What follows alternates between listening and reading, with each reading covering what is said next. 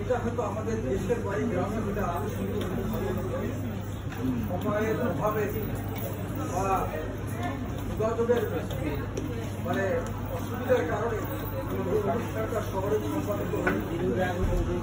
এরপরও আল্লাহর মধ্যে যে অনুষ্ঠানটা হলো এটা আমরা উল্লেখিত সন্তোষ হয়।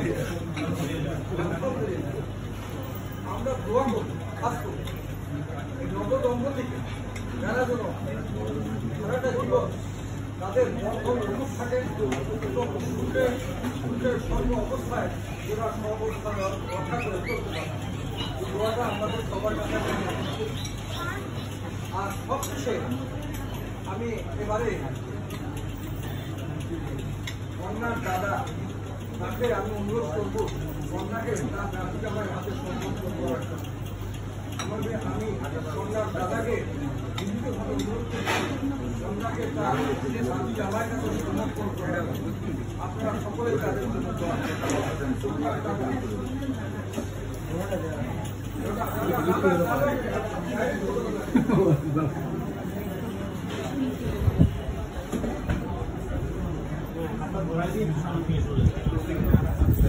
আমরা সকলে বলি আলহামদুলিল্লাহ আলহামদুলিল্লাহ।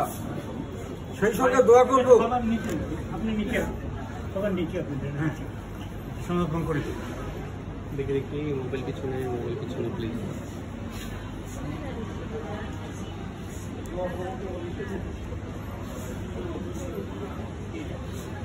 যদিও বিবাহ আনন্দঘন বিষয় তারপরে এখানেও কিন্তু বিষাদ রয়েছে।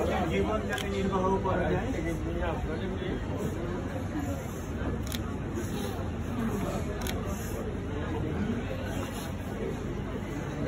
জীবন ইসলামী সরাসরি অনুযায়ী চলার জন্য সর্বোচ্চ চেষ্টা আমি দোয়া